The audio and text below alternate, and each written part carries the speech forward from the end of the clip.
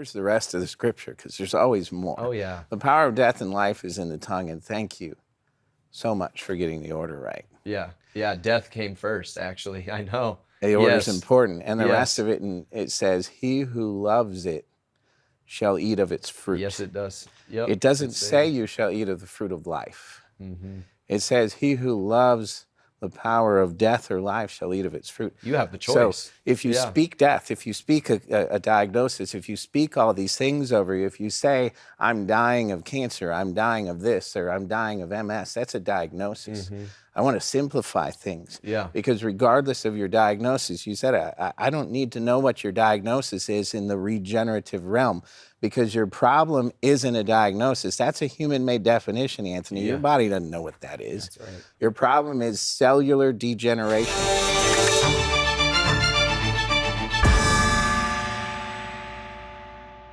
Generation at the cellular level. When a cell loses its function, regardless of where it is, the cell affects the tissue affects the organ affects the system. So if your cellular degeneration is your problem, and every diagnosis is that, then cellular regeneration is your solution. Come on. And this is what we get to go into, because this goes all the way back to the original sin, because sin is what changed our genetics to degenerate. And this is it. What's the solution? Leviticus 17:11 is the solution. The life of the flesh is in the blood, and blood is always for atonement. So this is what we use. We use the donated umbilical cord blood of a newborn, donated after birth, activated by birth. Wow. And this is important. Can we pause really quick, because you said an important phrase, and I don't want to interrupt you, but you said newborn. And I want to bring this up because you have another narrative about stem cell that is taking aborted fetal cells. We are talking about afterbirth. So I just wanted to bring that up, because we obviously, if we're talking about life, then we need to talk about unborn life so that we can get to this. Get to the life. Correct. You're right. And so envision this. That very first breath of life, we go from being slowly formed and knit in the womb. Scripture says God forms and knits us. Amen. The Hebrew of knit is matrix, hence infinity matrix, right? To where God gives us the breath of life.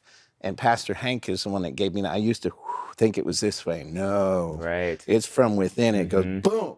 Man. And God's breath is so powerful, it changes the programming from slowly formed and knit to exponential increase. It's so powerful, your blood flow completely reverses directions at that breath of life. My goodness. We call it the perfect moment where we can acquire that donated umbilical cord blood.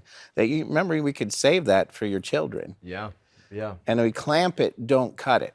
Mm-hmm. That's important, because when you cut, it's cut off. And this is important too, because what is an umbilical cord? It's the connection between the creator and the created. Wow. Right? And there's life flowing through it, because there's blood flowing through it. And that's what gets sent to the FDA registered and regulated labs. It's not an FDA approved protocol to deliver this. We're not a drug. Yeah. This is blood derived. This is God's power, his authority. We just now have the technology at the lab to remove, or what's called factor out. They're cell factors, the red nucleated cells. And what's left behind is the building blocks in the perfect ratios, proportions, frequencies, and expressions that God designed. Not humankind. God designed it. So if God designed it, it's God's medicine, then what can it do? It can rebuild any type of tissue. But here's the key, because if the original sin is a spiritual thing, it's blood derived, and the blood has the power and the authority to atone for the original sin. So this has a spiritual power when it hits your body, and every therapy is a communion of Christ's crucifixion, raising from the dead, and ascension into heaven. Because life and power is in the blood. That's powerful. Yep. Wow. And that's why, I know we got just a few minutes. Justin, you did this, and everyone else, he kept on saying, you got to do a podcast. You got to do a podcast.